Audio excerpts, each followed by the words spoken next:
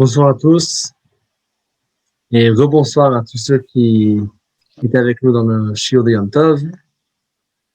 On va étudier ce soir le chapitre 20, Perek Raf, des lois de Yisur et Biyad, dans lequel on va traiter des lois des Kohanim. Les Kohanim, on a dit que puisqu'ils ont plus de Kedusha et plus de proximité avec Hachem, c'est pour ça également qu'il y a des lois plus strictes avec eux et ils doivent préserver leur Kedusha, et donc ils ont des lois plus strictes de mariage. Mais est-ce qu'on est vraiment sûr que chaque Kohen est un vrai Kohen? Qui nous garantit qu'un Kohen est vrai? On est tellement d'années après la destruction du Beth Amikdash, comment savoir quel Kohen est vrai?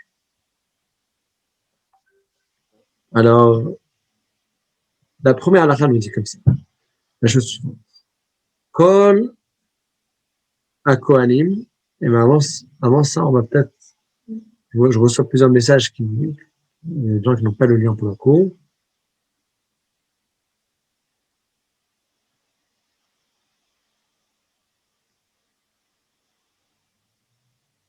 On va envoyer le lien.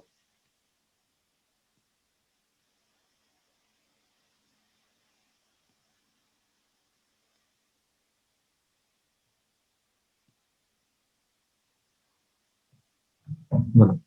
Alors, le Rambam nous dit dans le 20e chapitre des lois de mariage, des interdits de mariage, les lois qui traitent des Kohanim de nos temps. La halakha alef. Kol ha-Kohanim b'zman hazeh b'chazaka הם Kohanim. ואינם אוכלים אלא בקודשי הגבול. והוא שתהיה רתומה של דבריהם. אבל התרומה של תורה וחלה של תורה, אין אוכל אותה אלא כהן מיוחס. Il y a une différence entre deux types de Kohen. Il y a le Kohen Meyuchas, le Kohen qu'on peut tracer son arbre généalogique, et que c'est un Kohen qu'on connaît ses ancêtres, que c'est un Kohen certifié. Et il y a le Kohen Bachazaka, que je peux considérer qu'il est Kohen, mais sans certitude. Quelle est la différence? La différence, elle est que il y a différentes sortes de trouma, de prélèvements qu'on donne pour le Kohen. Ce prélèvement, il est interdit à tout le monde de consommer, permis uniquement pour le Kohen. Alors, est-ce que le Kohen peut le consommer ou pas? Ça dépend s'il est Kohen par Hazaka, par présomption, ou bien s'il est Kohen avec un arbre généalogique qui est bien connu. Alors, comment définir quel Kohen est quoi?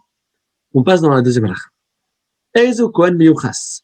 זה שהעידו לו שני עדים שהוא כהן בן פלוני הכהן, ופלוני בן פלוני עד איש פלוני הוא הכהן ששימש על גבי המזבח, שאילו לא בדקו בדין הגדול אחריו, לא ימניחים אותו לעבוד. Il faut qu'il y ait un témoignage clair que lui, son père était tel Cohen, et fils de tel Cohen, il faut retracer l'arbre généalogique, fils après fils, vu que le statut de Cohen passe de père à fils, jusqu'à Aaron à Cohen, non, jusqu'au Cohen qui a servi sur le Mizbeach. Parce que si un Cohen a pu servir, et il était permis de servir dans le Beth Amikdash, sur le Mizbeach, sur l'autel, c'est qu'il était validé par le grand Bedin, le Bedin Agadol.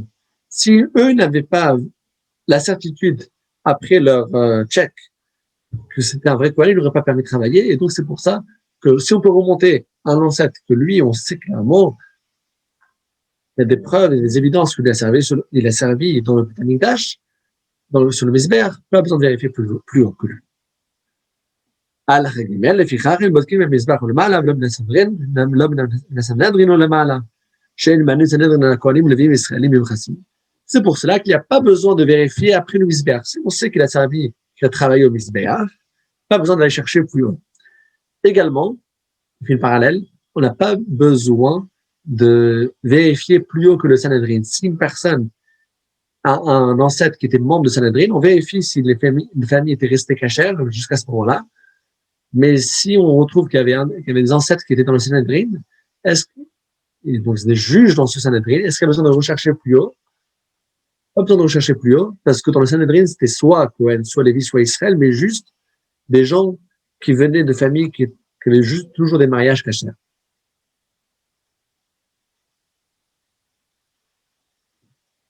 Alors juste une petite précision qu'on voit dans la série Kiddushin, dans le 4e chapitre, on voit là-bas que finalement, si j'arrive pas à retracer jusqu'au bout, et c'est le cas aujourd'hui, les gens, ils n'ont même pas de certitude de quelle tribu ils viennent. Et je peux retracer 4, 5, 6 générations, mais est-ce qu'on peut vraiment retracer? Toute la famille s'est assurée que tout le temps, les mariages étaient cachés dans toutes les générations. Alors, il y a une règle que quand il y a une famille qui fait partie du Ham Israël et qu'il n'y a pas de problème connu, alors on considère que la famille elle est cachère, ça s'appelle Mishpacha chez Nitmea avec un Aïn qui s'est mélangé, alors elle est considérée mélangée, elle fait partie de tout le Ham Israël et donc ils sont considérés cachères.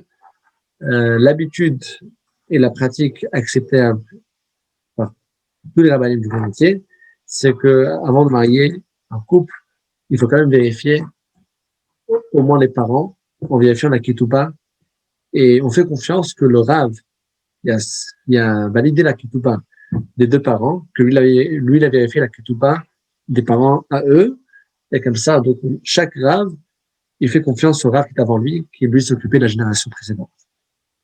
À la Chadalet. Chala b'zman hazeh, ואפילו בארץ ישראל, אינה של תורה, שנאמר בבואכם אל הארץ, ביאת כולכם ולא ביאת מקצתכם, וכשעלו בימי עזרא, לא עלו כולם, וכן תרומה בזמן הזה, של דברי סופרים, ולפיכך, אוכלים אותה הכהנים שבזמננו, שהן בחזקה. La chala, le prélèvement de la chala, quand on a une pâte, elle est de nos jours des rabbanan. Parce que dans la Torah, c'est écrit, est-ce que vous allez tous habiter en Israël? Et lorsqu'il y a une partie des Juifs qui se trouvent en Israël et une partie qui ne se trouve pas en Israël, alors il n'y a pas d'obligation de la Torah, et donc le Afrachat Chalot qu'on fait aujourd'hui, c'est Midrabanan. La Trouma, le prélèvement premier qu'on fait des récoltes pour les Kohanim, c'est également Midrabanan.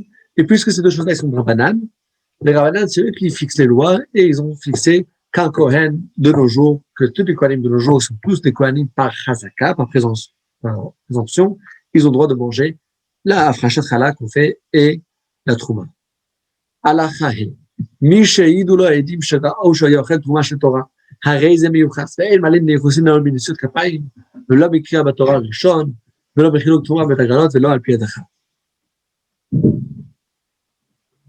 Si une personne a un témoignage sur lui, on a vu qu'on lui avait donné la trouma absolue, la trouma de la Torah. Alors, c'est considéré un Kohen Meyuchas, un Kohen certifié avec ses ancêtres.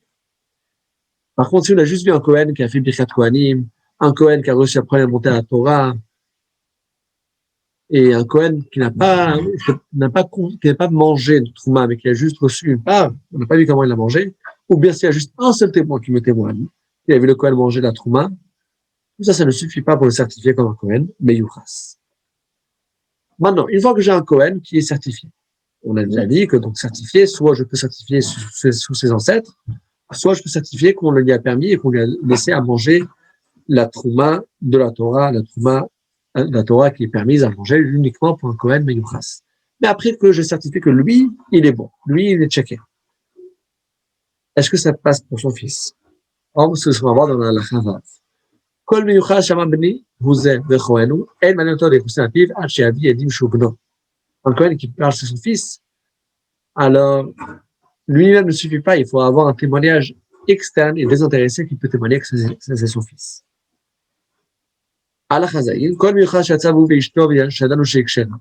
למדינה אחרת, ובא הוא והיא, ובנים כרוכין אחריה, ואמר אישה שיצאת מי היא זו ואלו בניה, לא צריך להביא עדים לא לאישה ולא לבנים, ומתה ולא בניה צריך להביא עדים שאלו בניה, צריך להביא עדים על אימן שהייתה כשרה, מפני שכבר הוא חזק שיצא עמנו באישה כשרה. Alors, mais comment est-ce qu'on fait pour avoir des témoins que lui c'est le fils de l'autre? Alors, c'est pas tellement compliqué. Un Kohen qui était Meyuchas, certifié par ses ancêtres, il est sorti avec une femme, et on sait qu'il s'était marié avec une femme qui était Kshera pour lui. une femme que le Cohen a le droit de se marier avec. C'est bien que le Cohen a des restrictions supplémentaires. Un Cohen, par exemple, ne se marie pas avec une femme divorcée. Mais on sait bien que lui, il était sorti avec une femme qui était kshera pour lui. Et ils sont partis dans notre pays. Et ensuite, ils reviennent avec des enfants. Alors,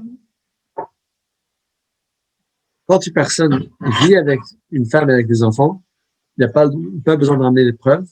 Tant qu'ils vivent ensemble, ils viennent ensemble, c'est du chazaka que c'est sa femme et que c'est ses enfants.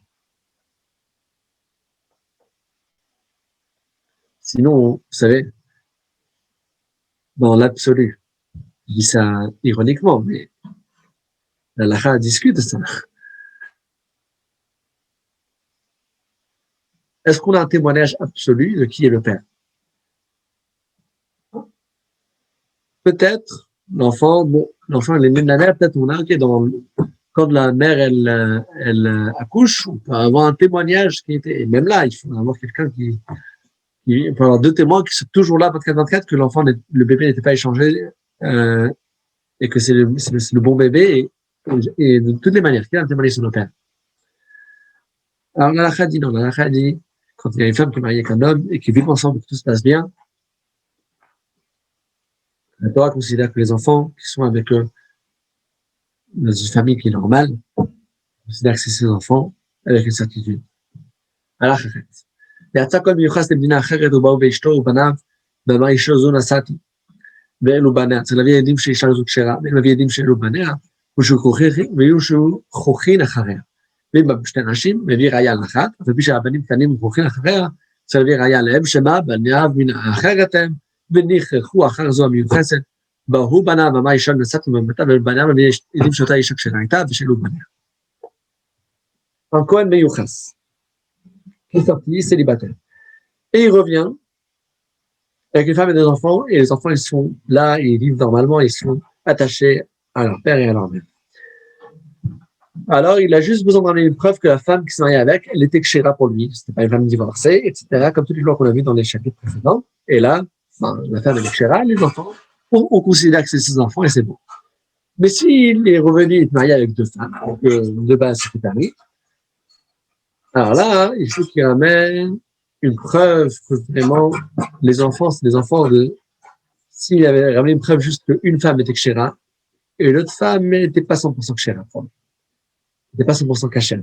Les enfants, ils sont là. Même si les enfants, ils sont attachés avec la femme qui est kshera, c'est pas une preuve que c'est leur mère, puisque c'est possible qu'ils ont grandi ensemble dans une maison où il y avait leur mère et leur belle-mère, appelons comme ça, la deuxième femme de leur père, et peut-être était plus gentil avec eux, les enfants, ils sont attachés à elle. Alors, c'est pas une preuve, il faut avoir une preuve spécifique et directe.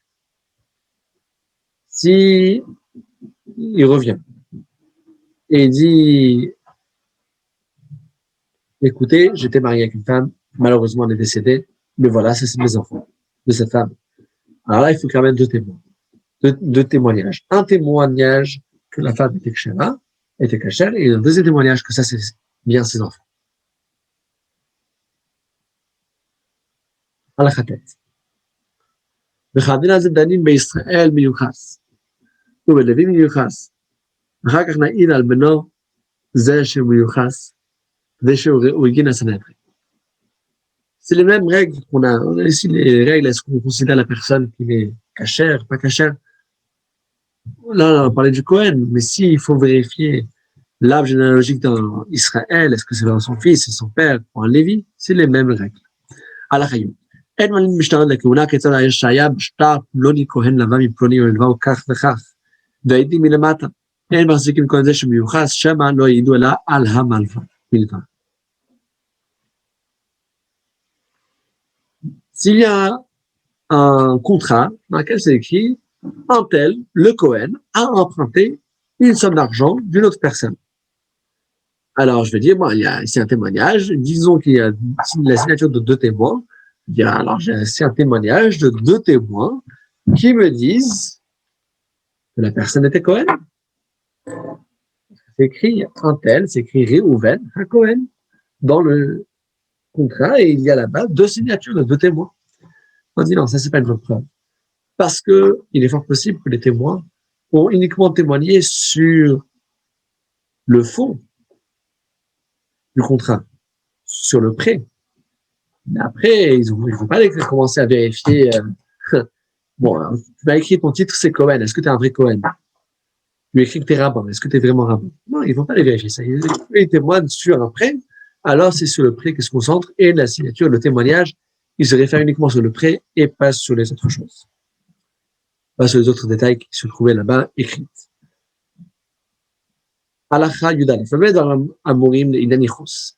אבל חזקה שהיא בחזקת כהן, ככהני זמן זה, ויאכל בתרומה וחלה של דברי סופרים, ובשאר קודשי הגבול מעלין מן השטרות על פי יד אחת, ובנשיאות כפיים במקרא בתואר הראשון, וכן כל שאמר בני זה כהן, נאמן להאכילו בתרומה, ולהיותו בחזקת כהן, ואינו צריך להביא ראיה לא על הבנים אלא לאישה. Tout ce qu'on a dit jusqu'à maintenant, qu'on est tellement strict, comment définir qui est un vrai Cohen, c'est pour définir le Cohen de Yichus, le Cohen qui est certifié de façon familiale, et qu'on a l'âge analogique, oui, lui, c'est un Cohen certifié. Mais un Cohen par présomption, c'est le Cohenim aujourd'hui, alors, même si c'est juste parce que c'était écrit dans un contrat que c'est un Cohen, même s'il y a juste un seul témoin, même si c'est juste parce que lui ou ses parents, ils ont fait Birkat Kohanim, même si c'est juste parce qu'on les a donné la première Liga, ne serait-ce que juste un Cohen a dit, lui, c'est mon fils. Tout ça, ça suffit pour le donner la Cheskat Cohen, la présomption qu'il est Cohen. Tout ce qu'on a dit qu'on est strict avec un témoignage de 2 témoins, etc., c'était juste pour le Cohen Meyuchas. Donc, pour les Kohanim aujourd'hui, on n'est pas tellement strict. Voilà. Le père, il faisait Birkat Kohanim, le père, il reçoit la première Liga. Toutes ces choses-là, ça suffit. C'est des indications. C'est pour une présomption qu'il est Cohen. De toute façon, c'est pas pour le certifier.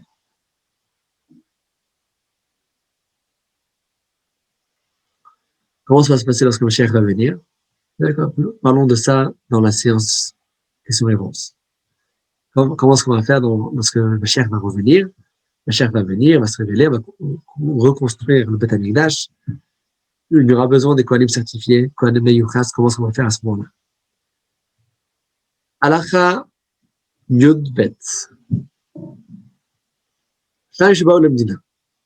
זה אומר, אני מחברי כהן, וזה שני אומר, אני חברי כהן. אף פי שנראים כגמלין זה, אלו נאמנים, ושניהם בחזקת כהנים. וכן עד אחד שאמר, ראיתי זה שנשא כפיו, או שאכל בתרומה, או שחלק על הגורם, או שקרא בתורה ראשון, וקרא אחריו לוי, מחזיקין אותו לכהונה על פיו. וכן מעיד שזה קרה בשני בתורה אחר כהן, מחזיקין אותו בלוי. 2 personnes qui viennent dans un pays, chacun dit sur l'autre, mon ami est un Cohen. Même si on dirait qu'ils sont en service, puisque chacun témoigne sur l'autre, alors, pour la Cheskat Kohanim, pour la présomption qu'ils sont Cohen, ça suffit. Même s'il y a un seul témoin qui dit, je l'ai vu faire Birkat Kohanim, qu'on a dit avant que pour les Kohanim d'aujourd'hui, que c'est juste Cheskat Kohanim, ils n'ont pas le statut de Cohen certifié, puisqu'on n'a pas remonté là, etc. On n'est pas vraiment sûr, mais c'est un Cohen par présomption. Pour ça, ça suffit, même une indication par un témoin qui lui raconte ces différents indices qu'il a vus.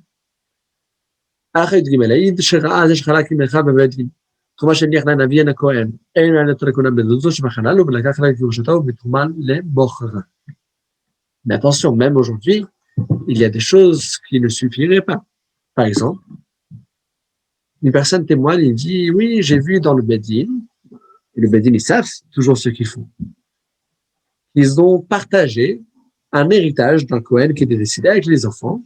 Et dans l'héritage, il y avait une trouma, il y avait un prélèvement sacré qui est Kadosh, qui appartient au Cohen et qui peut être consommé uniquement par les Kohanim. Et tel enfant, il a reçu une part de la trouma. Ça prouve que c'est un Cohen. Non, ça, c'est pas une preuve. Peut-être qu'il a uniquement reçu sa part. Alors que lui, c'était un halal, c'était pas un Cohen kasher. Il a reçu sa part pour la vendre à un Cohen. Le Cohen un autre Cohen qui va l'acheter de lui, il va le consommer.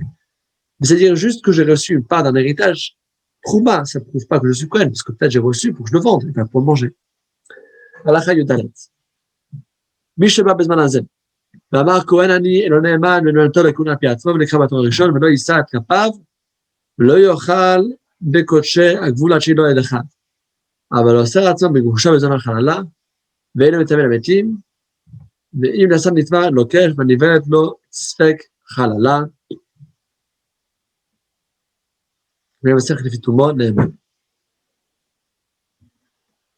Alors, une personne qui vient et qui raconte je suis un Cohen, est-ce que ça suffit? Ça ne suffit pas. Mais ça ne suffit pas pour les mérites, pour pouvoir recevoir tous les mérites, tous les honneurs, monter à la Torah le premier, une Birkat Kohanim. Mais les interdits et les restrictions des Kohanim, il suffit qu'ils disent lui-même je suis Kohen, il sera interdit de se marier avec une femme qui est Groucha, Zona, Halala, ou bien de se rendre impur pour les morts, de rentrer dans le cimetière. Donc, une personne qui se témoigne sur soi-même, il a les restrictions, mais pas les mérites. Pour les mérites, il faut vraiment que ça soit certifié par autre que lui, mais il précise à la fin de l'halakha que si lui était Messiah Lefitouma, si il nous a dit qu'il était Cohen sans vouloir le dire, il voulait dire autre chose, il parlait juste de façon générale, pas explicitement pour établir les faits. Il est Cohen, alors là, il est Neman, là, il est fidèle et on le croit. Quel est le cas? Souvent dans la halakha 15, halakha Tetzav. Keitzad, quel est le cas? מעשה באחד שמסכת כתובה ואמר זכרו אני תינוק והייתי מורכב על כתפו של אבי שהוציאני מבית הספר ופשיטני קוטנתי והתפלני לאכול תרומה לערב וחבריי בודלים ממני וקוראים אותי יוחנן אוכל חלות ולא רבנו הקדוש הכהונה על פי עצמו. Donc c'est une histoire qu'on raconte, une vraie histoire qui s'est passée à l'époque de Rabbi Yehuda Hanassi, l'auteur de la Mishnah. Il y avait une personne qui venait, il a juste raconté l'histoire que quand j'étais petit. Alors, mon père, il me ramenait après l'école et j'allais spécialement mikvé et je mangeais la trouma et mes amis m'appelaient le Yochanan qui mange la chala. Donc, il mange même la chala, le prélèvement de la chala. Alors, dans ce cas-là, donc, puisqu'il n'est pas venu pour m'établir le fait je suis Kohen, mais il a juste raconté une belle histoire, sans aucune intention, alors là, je peux le croire, parce qu'il n'a pas témoigné sur soi-même, il a juste raconté l'histoire de laquelle j'ai déduit que c'est un Kohen. הלכה 16. נאמן הגדול אמר, זכרני כשהייתי קטן והייתי פלוני טובל ואוכל בתרומה לערב, ומחזיק אותו בכהונה בעדותו. Est-ce qu'une personne qui est, maintenant il est déjà grand, il est déjà par mitzvah, mais il a vu une personne qui se comporte comme un Kohen lorsqu'il était petit, est-ce qu'il peut témoigner maintenant sur ce qu'il a vu lorsqu'il était petit? On dit oui, il peut témoigner. Parce que maintenant il est katan, maintenant il est déjà grand, maintenant il est déjà par mitzvah, même s'il a vu les faits juste lorsqu'il était katan. הלכה 17. מי שבא בזמן הזה רמה כהנני ואחד מעיד לו, שנדע שפעמים של זה שהוא כהן, אין נתון לכהונה בעדותו שבחלל הוא עד שיעיד שזה כהן, על יוזק אביו כהן, או שבו שניים העידו שאביו של זה כהן, הרי בחזקת אביו. Une personne qui vient de nos jours et qui dit que c'est un Cohen avec un témoin, et le témoin, il dit, je sais que son père était Cohen, ça suffit pas. Ici, parce que peut-être le père était Cohen, mais le père il s'est marié avec une femme Pakshela. Il faut qu'ils disent, lui, c'est un Cohen. Il faut qu'il y ait au moins un témoin aujourd'hui qui vienne et qui dise, pas juste le père est Cohen, mais lui, il est Cohen. Par contre, s'il y a deux témoins que le père est Cohen, alors là, on donne la présomption du père au fils. הלכה 18, מי שהוחזק אביו כהן ויצא עליו כל שהוא בן גרושה, בחלוצה חוששים ומגרידים אותו בית אחד ואחר כך והעיד שהוא קשה ממנו אותו לכהונה על פיו. בא שניים ואחר כך והעידו שהוא חלל, והורידו אותו לכהונה בית אחד ואחר כך והעיד שהוא קשה ממנו אותו לכהונה, שזה האחרון מצטרף ליד הראשון, והשניהם העידים שהוא קשה, שניהם העידים שהוא פסול, ידחו אלו וידחה הכל ששניהם כמאה שערי כהן חזקת אביו. Celui que son père était Cohen. Et il y a ensuite une rumeur qui sort que son père est Cohen, mais il s'est marié avec une femme qui était Groucha, qui était Chalouta, qui était divorcée. L'enfant, il est halal, il n'est pas Cohen caché. Alors, est-ce qu'on va considérer l'enfant caché ou pas? Alors, on dit, s'il y a une rumeur qui sort sur le fils, alors il faut craindre la rumeur, il faut vraiment faire une bonne recherche. S'il y a un témoin qui vient et qui dit non, il est cachère, alors on annule la rumeur. Mais s'il y a ensuite deux témoins qui viennent et qui disent non, il est problématique, deux témoins sont plus forts qu'un. Si après il y a un autre témoin qui revient et qui se joint au premier, alors j'ai 2 contre 2.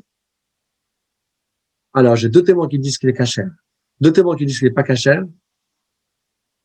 Alors je dis bon, je repousse tout et je laisse comme c'était de base. De base il y avait une présomption qui était cachère.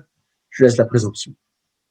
Et donc il sera cachère parce que quand il y a deux témoins contre deux témoins, ou même si c'est deux témoins contre 100 témoins, quand il y a un témoignage cachère des deux jusqu'à 1000 et 1 million, dès qu'il y a deux témoins, alors deux témoins contre deux témoins ils se contredisent, j'annule les deux et je fais comme je connaissais avant. Je considère avant cachère, il sera cachère. Or, kol yam mitzvot.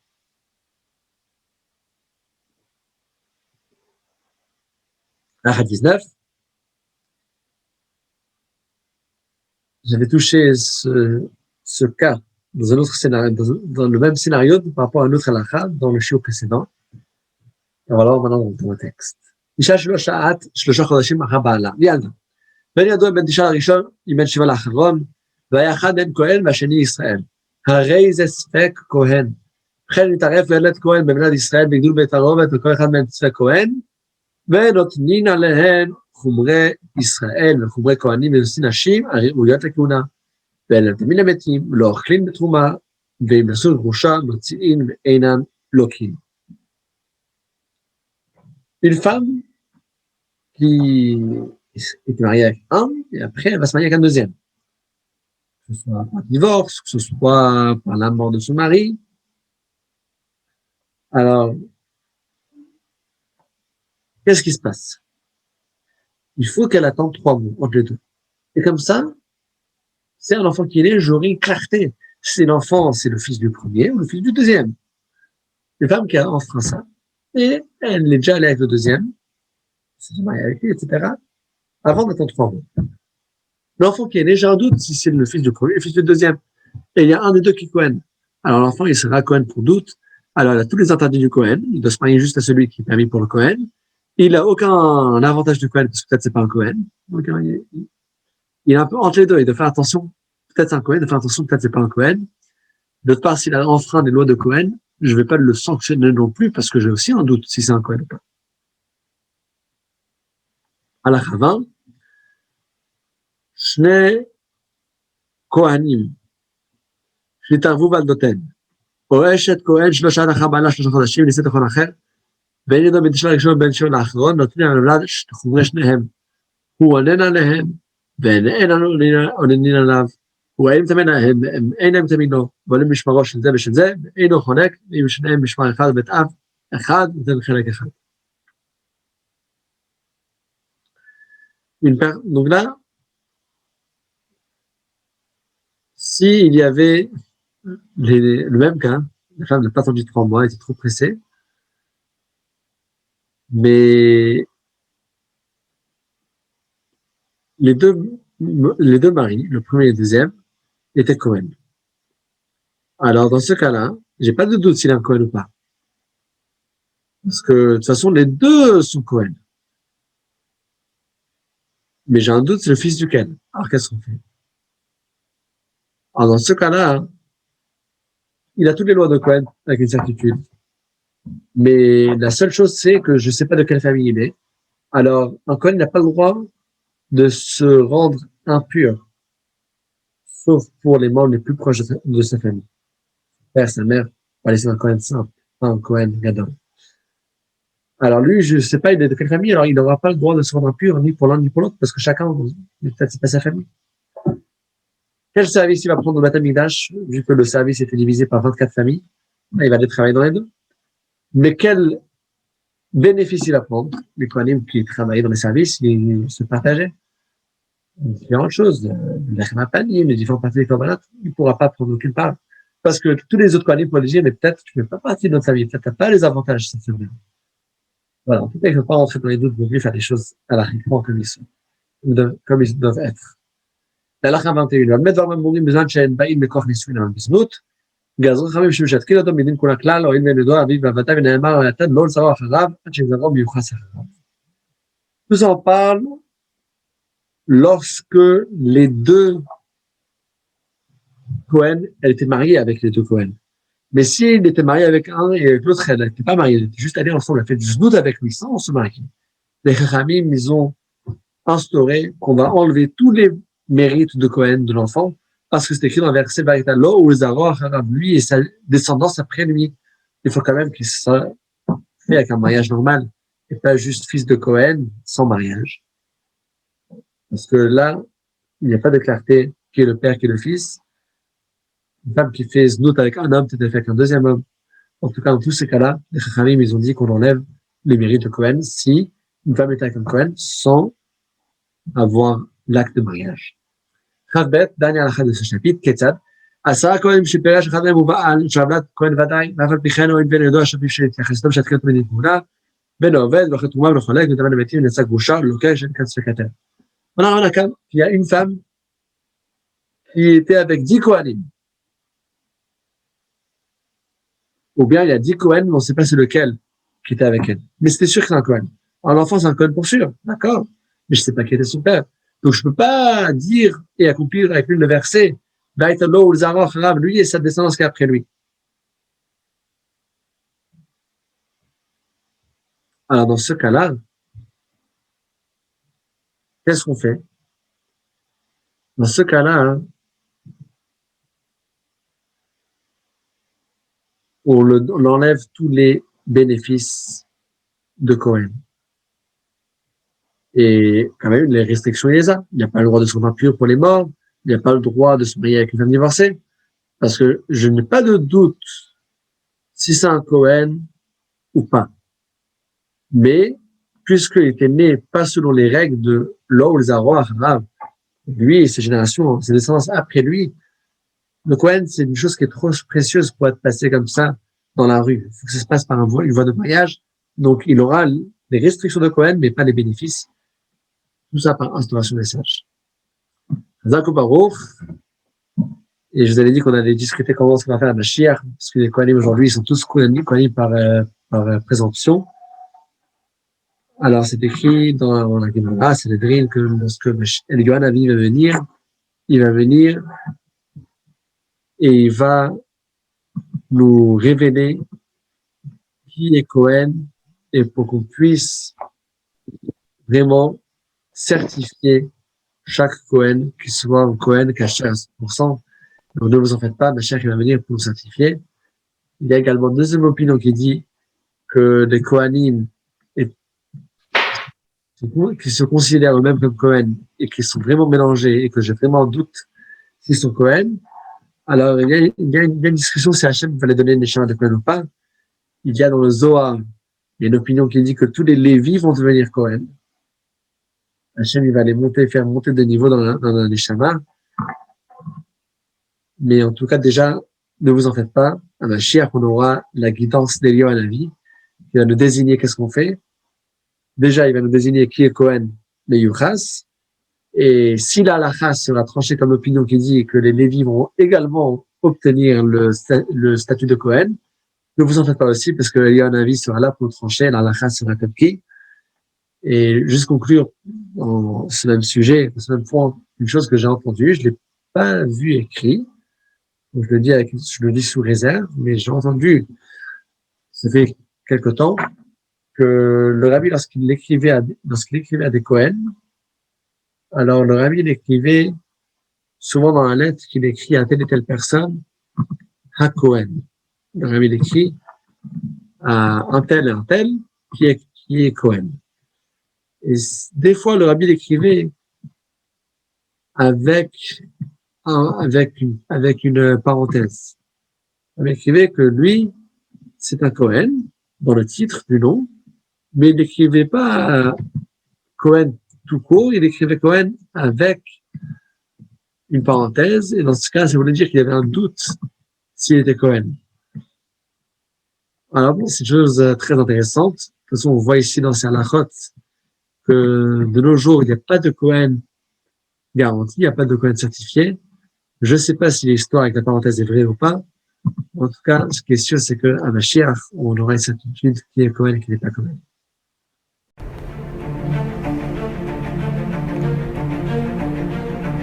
Et si connaître toute la Torah était possible, plongez-vous dans les joyaux de la Torah. Étude du Rambam, le Maïmonide, cours de qualité par des rabbins francophones aux 4 coins du globe. Un chapitre chaque jour, à raison de 20 minutes, pour finir en moins de 3 ans l'apprentissage de la Torah. Relevez le challenge, tous les soirs en direct à 20h30 ou 21h30 heure israélienne. Nos cours sont accessibles à tout moment, YouTube, Facebook et sur notre site torah24.com.